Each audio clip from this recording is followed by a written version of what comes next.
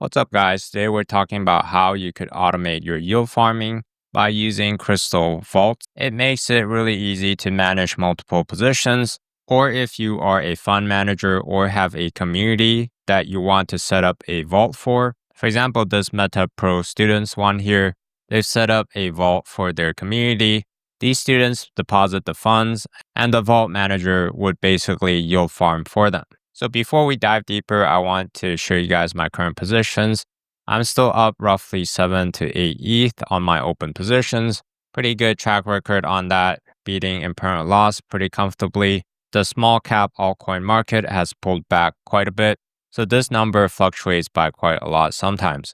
Earning roughly 40 to 50% APR on my current portfolio, and I really like to use Krystal to track the long-term trend of my DeFi portfolio as well.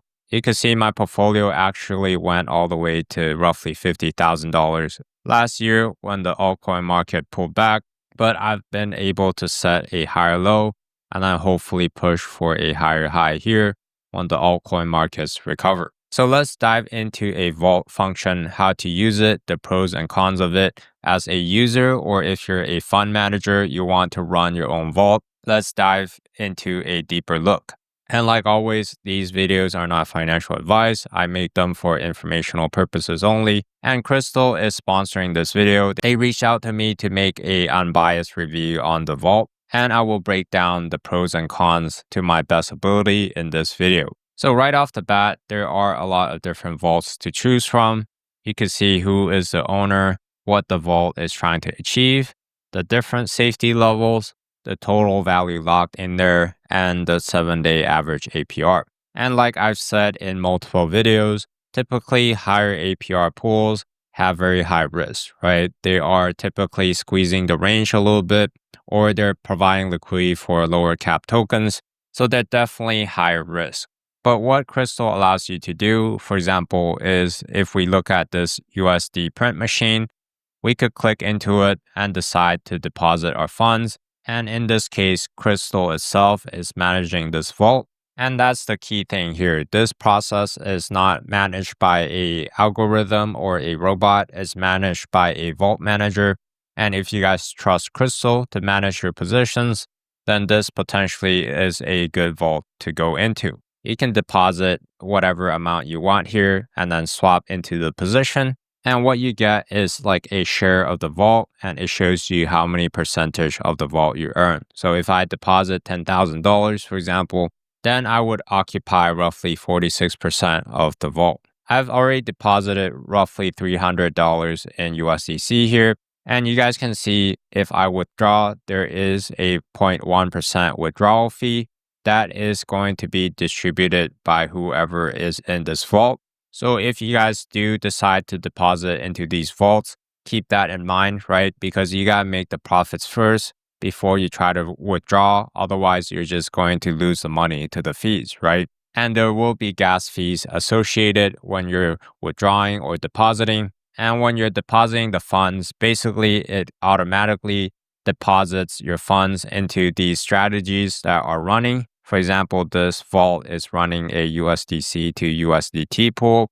Currently, the APR is not that high, roughly around the lending APR on Aave right now. And you guys could look at the historic APR here. For example, it was averaging roughly 5 to 6% APR, had a huge spike here, which is completely normal for liquidity pools. Sometimes you will get like a huge surge in volume. That's when we see a lot of fees and a higher APR, right? And what I like to do is click on this price tab here. If it's trending up, especially for a USDC vault, then that's a good sign, right? So this vault started roughly on May 10th, and now it's May 31st. The price have made a roughly 1.46% gain. And to get a more accurate APR on this particular pool, I could take that price gain and then analyze it, right? It's been roughly 21 days. So 1.46% over 21 days, that's roughly a 0.069%. If we analyze it by multiplying it by 365, we get a roughly 25% APR in this current vault. But again, if we go back to this chart, there was a huge spike in APR. It could happen in the future, but also it could just stay low here at 3 to 5%, right? So it's definitely not guaranteed that you're going to get this 25% APR. It's subject to this position's performance, right? If this position does not bring in a lot of APR, then your gains would not be a lot as well. And you guys can look at like the risk evaluation here. It shows you clearly it has low impermanent loss because it's a stable to stable pool, high pool value, which means that there's enough funds in there. There's a fixed list of pools, which means that the fund manager could only allocate funds between these pools. They can't allocate it to random liquidity pools, right? Or other pools like ETH to USDC, because these vaults are dedicated towards stablecoin farming, which gives you more safety as an investor. There's a verified team. In this case, it's Krystal. High cap token list is because all of these stablecoins are pretty widely used stablecoins. And you guys could also look at the owner share here. Right now, there's 27 participant, and you can see I'm ranked number 10 right here. So typically, you want to avoid vaults that owners have very little share because you want the incentives to be aligned, right? The owner should be trying to make money, and so you make money as well. Again, when you guys withdraw, there is a 0.1% fee. And if we look at this fee doc here, there's actually a 10% fee on all of your generated reward. For example, we were looking at a 25% APR, right? If we minus 10% from that, then it drops down to roughly 22 to 23% APR. This includes any fees you earn from the LP or any reward from other protocols. But the nice thing about it, there's no like rebalancing fee. If you guys see these features here, these other fees are basically waived. And so you only have to pay 10% on the generated reward. And this is actually really great for a stablecoin pool because oftentimes you're going to be rebalancing pretty often.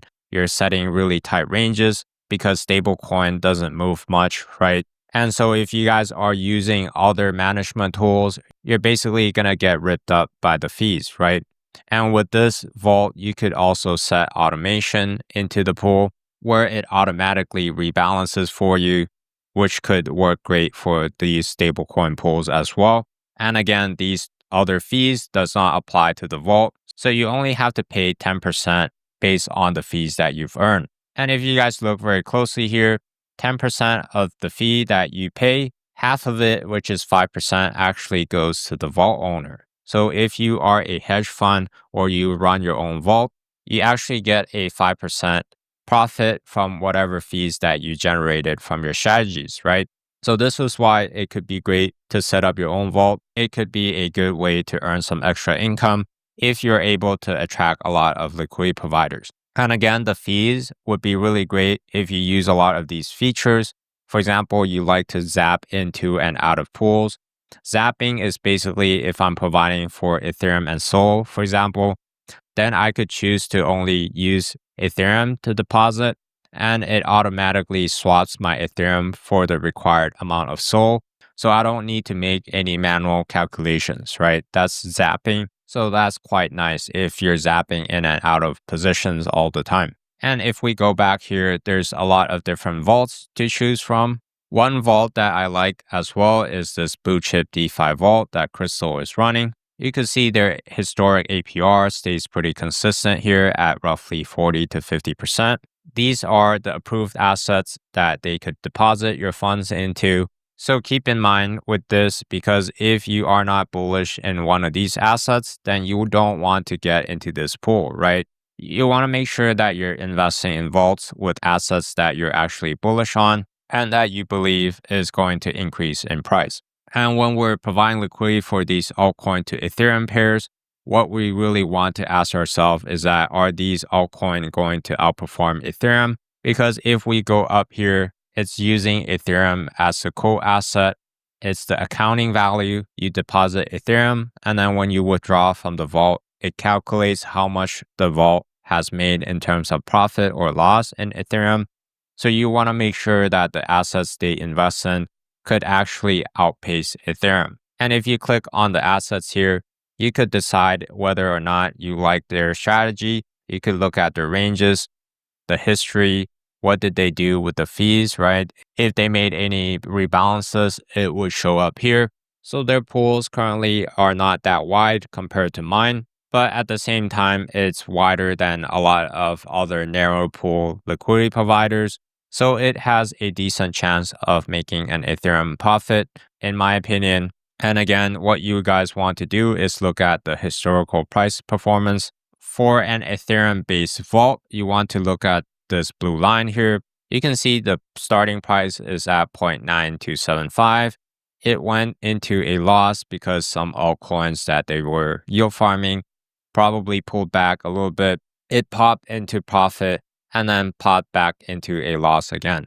So this is completely normal, especially for a new vault. If you guys saw like a few of my previous videos, right, this P&L was sitting at like 11 to 12 Ethereum. Now it has pulled back to 7.87 because if we look at this Ethereum chart here, this has pulled back a little bit. But really what I want to look at is this altcoin chart. It has pulled back against Ethereum quite a bit. That's why it's very normal to see an Ethereum loss in the short term. This is the others chart, basically excluding the top 10 crypto. If you believe that this is going to outpace Ethereum, then it's actually a great time to get into these vaults because you're betting on smaller cap altcoin outperformance, right? And that typically happens in a neutral or a good market condition. Right now, I think we're in like a bad to neutral market condition. So I'm actually shopping for like lower cap alts that are on a discount right now myself. And when the prices recover, that's when you usually want to take profits, right? So similar to like buying any token, the best time to get into a vault is when the price is cheap. Let's say you got in here, right, at 0.88. You could have sold at 0.96 or 0.97 for a profit, right? You could trade the shares of the vault, for example. And again, you could check the performance of these pools, right? And if you guys prefer other platforms to track the P&L, you could also do that. Simply copy this contract address here, and I could paste it into Revert and then pull up their profit and loss. So right now, this vault is struggling a bit here. If I add the exited position, it's down roughly 2 Ethereum. Again, because smaller cap altcoins have pulled back, they just started their vault, and maybe it would turn around here. So that's one of the downside with the vaults also, right? You are going to have to rely on Krystal or the vault manager for the performance. You can't really control what happens, right? But the benefit you gain again is it's completely passive. You just have to worry about the share price and you don't have to worry about rebalancing or like how to use your fees, right? So it could be a good way for beginners to get some exposure into DeFi without having to think too much about it. I'm personally still monitoring their strategy, still looking at the price trends, see how they would respond to different market conditions before I deposit a big amount into the vault. So that's a vault that I like. But if you guys like a more degen vault, there's also like the degen Supreme vault here. If we look at the price, it has actually outperformed the DeFi vault. It's up roughly 2% right now at the time of creation, which is good if you got in at the start, or if you got in at the low price here, you would most likely be in profit. Again, with the Krystal vault, there's a list of whitelisted pool. So they can't just put your funds into random tokens, right? They have to yield farm with these pools and try to get a profit from that. But the downside with this particular vault is that the TVL is not much. It's roughly 2 something Ethereum. So keep that in mind. And again, you guys could dive deeper into what pools they are currently in, their ranges, see if they're wide enough for your liking, and what they've been doing with the funds, right? So you could look at all of that data and don't deposit into a vault that you're not bullish on, right? If you're not interested in base lower cap tokens, for example, then you don't want to invest into this vault, right? Stuff like virtual might be a bit more safer compared to like smaller cap tokens. But again, you want to make sure that you do your own research on these tokens and make sure that you're actually bullish on these tokens. For example, I am currently in an Ethereum to AI XBT pool myself. You can see it's sitting at a loss right now, which is completely normal because my investment time span is typically 6 to 12 months. And I've only started this pool roughly 26, 27 days ago, right? So sometimes it does take a long time for a pool to turn a profit. That's the reality of yield farming with smaller cap altcoins, especially. But if you're bullish on these assets, then it makes sense to be accumulating these assets, right? Because when people trade these tokens, that's exactly what I'm earning, right? I'm earning this AIXBT token as well as this Ethereum token. So that's pretty straightforward for looking at vaults, right? Don't just deposit into random vaults. Check out their strategy, look at the prices, look at the assets. And if you trust like the vault manager, then you could go ahead and allocate a portion of the funds to the vault. Again, this is not financial advice, right? You are delegating the control of your vault to the fund manager.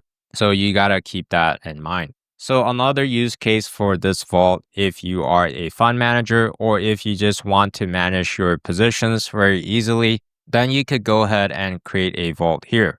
You can choose the network that you want to be in and then choose the principal token. If I'm farming Ethereum pairs, for example, then I want to make sure I choose Ethereum for this. If I'm doing Bitcoin pairs, for example, I'm trying to stack more Bitcoin, then I want to choose the CBBTC token, right? Same thing for USDC. If I want to stack stables, I might pick one of these tokens, right? But let's use Ethereum as an example because I have some Ethereum in my wallet here. I could set the name to whatever I like. For example, base chads only. And you guys could choose to deposit the amount later as well, or choose to deposit now. I'm just going to do a test. So roughly 0.0005. And I encourage you guys to do this as well. When you start a vault, don't just deposit everything into it. Start small first. And then if everything works well, you actually like the function of the vault, then you could decide to scale up, right? Start a test vault first, play with the function. And if you guys want other people to invest into your vault, you could publish it. But if you just want to manage your own positions, you could choose as a private vault. You don't have to turn this on, right? But if I turn it on, you could see different settings here. So for the narrow, wide, or flexible range, it basically restricts my ability to set the ranges, right? This helps protect the investor. For example, if I'm running wider range strategies, then I want investors to know that I'm running a wider range. I cannot have a tight range here that's below 50%. It's measured from the lower price to the upper price, right? For example, $10 to $15. That's a 50% range. I cannot go lower than that, right? I cannot set my range at $10 to $13, for example, with a 30% range. But with the narrow strategy, it could go down to 10%, or you could pick flexible if you don't care if other people deposits or not. But if you want more assurance for the investors, you could go with a wide vault, especially if you're farming lower cap tokens. Then you guys could pick if you want to have a approved list of liquidity pool. If I want a fixed list, I could add different types of pool, for example, Ethereum to USDC, or I could add virtual. Basically, it restricts you to these pools. And again, it gives more of an assurance to different investors because they know that can't just put the tokens into random tokens that they might not be bullish on, right? And instead of that, if you don't want a restriction, because sometimes when you're yield farming lower cap tokens, there are new tokens that pop up. So you have to be more flexible. So then I might choose this low value or moderate value instead. I personally prefer low value because sometimes there are pretty great pools that have lower liquidity at like 25K or 50K, for example, that I want to hop into.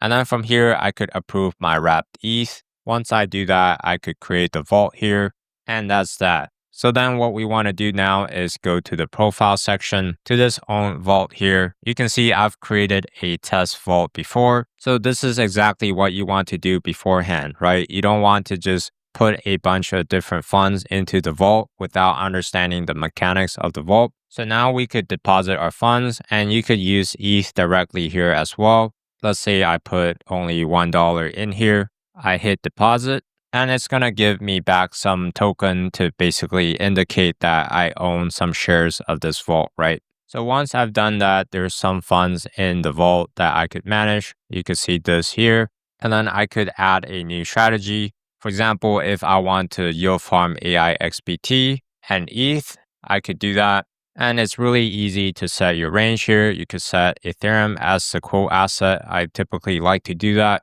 Go to wide range, full range, narrow range. So very easy to set your ranges here. What I personally like to do is actually look at the charts.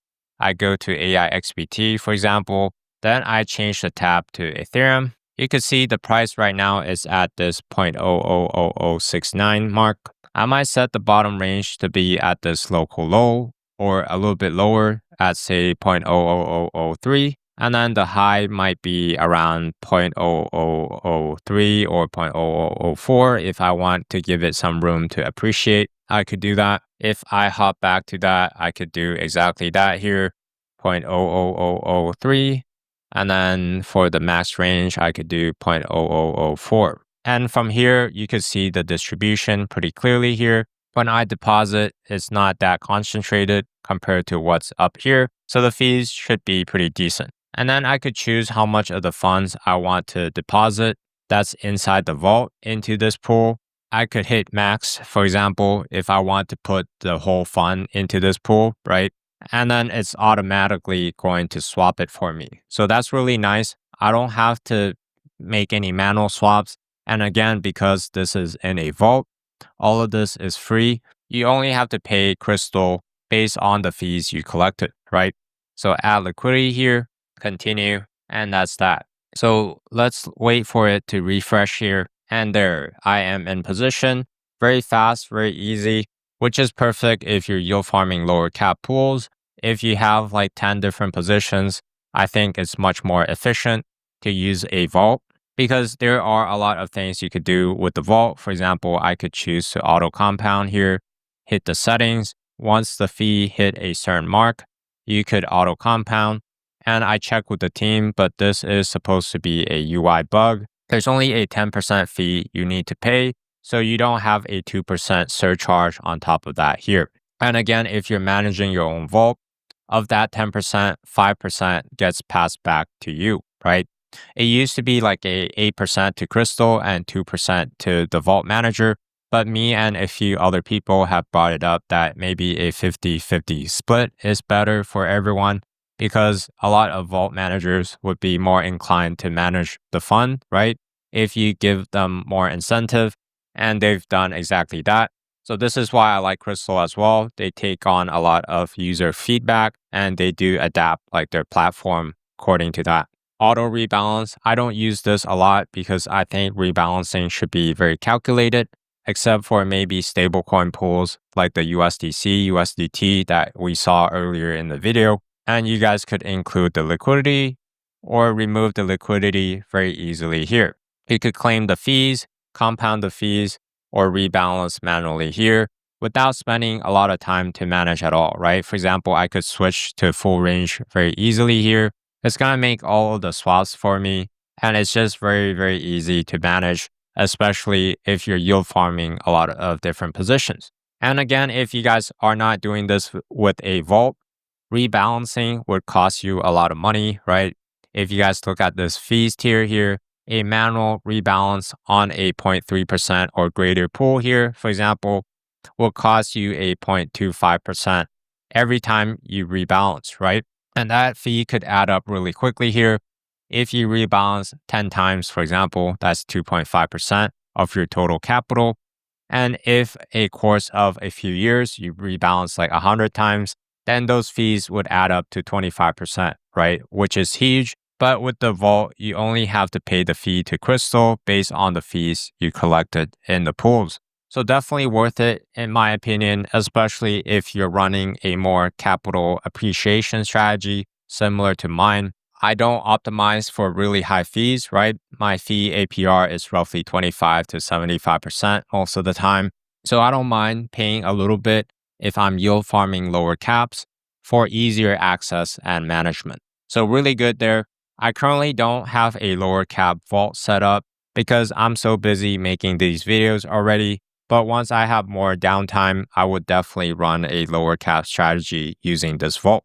And if you guys want to find where your deposits are, just go to your profile tab, click on this vaults tab. You can see which vaults you joined, right? This is the one I've set up like yesterday, I believe. And you can manage your vaults here if you click on it, right? For example, I was testing out this vault with a lower cap token. And again, if the price of these underlying assets like Vader doesn't do well against Ethereum, I would see a loss here. So I'm down roughly 5% right now on this test pool, which does happen a lot with these altcoin pairs.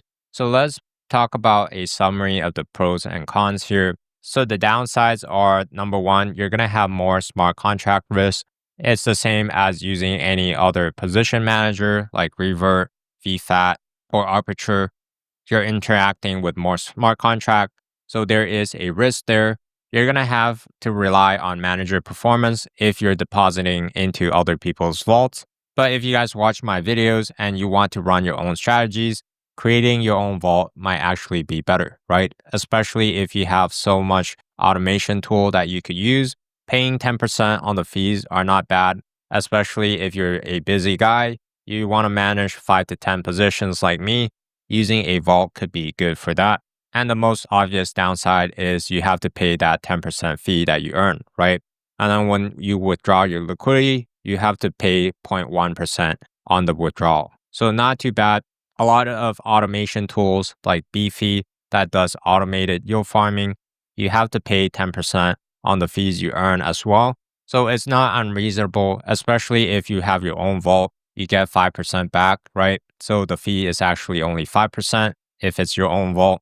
And with anything, there's downsides and then there's good sides, right? It's great for fund managers. If you guys are able to attract a lot of investment, for example, then this could be a nice source of income for you. So for example, if you are able to attract $1 million worth of funds in your pools, right? And then it's earning a conservative 50% APR per year.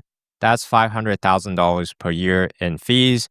If you make just a 5% on that, that's $25,000 per year, right? It could be really lucrative if you could attract other investors to invest into your fund. And again, there are a lot of features that protects the investor, like you have to specify the wide range, right? If you're running wide range strategies, or you could add whitelisted pools, for example, only blue chip pools to attract more blue chip investors. So it could be really nice if you manage a lot of funds for clients in a more secure way instead of just using your own wallets, right, to manage all of your clients' funds. The point number two, again, you could make good money with management. I currently already manage like a private 8-figure fund. So that's why I probably would not push a lot of people to deposit into my vault personally. I'm already very busy as is. I probably can't have that attention to manage these vaults properly. But if you guys want to use a tool to manage vaults for your clients, then this is a good tool to do it. And it's really easy to manage your position there, right? If you're running 5 to 10 low cap pools, for example, if I want to set that up, then I would use Krystal for easy management, especially with all the rebalancing tools. It's really great for that. I could manage up to 10 positions, which is enough for lower cap pools usually. And you guys could always set up new vaults, right? On layer 2s like base, the gas fees are cheap, so that's not a concern there. And you guys could rebalance and collect fees really easily there. So my personal way of using Krystal Vault is I'm going to be depositing some USDC that I make into the USD Vault. I don't have a lot of time to manage too many positions, so that's why I would use that USDC Vault if I have a more stablecoin allocation. And then I might set up a small cap vault like I mentioned earlier on. Because typically when I'm running smaller cap tokens, I don't want to invest too heavily. But at the same time, I need to have management tools if I'm running 5 to 10 positions, right? To be able to manage these positions properly, which Krystal does a great job at that. So go ahead and try out the features, see if you guys like it.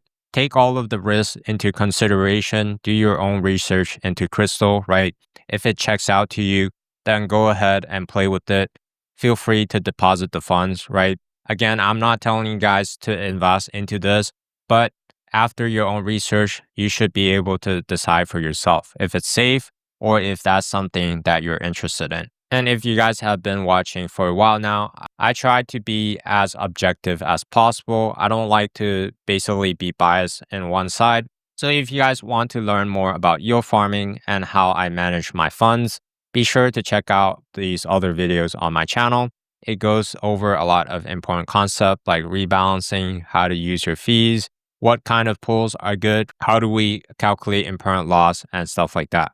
Thank you once again for watching. I'll catch you guys next time.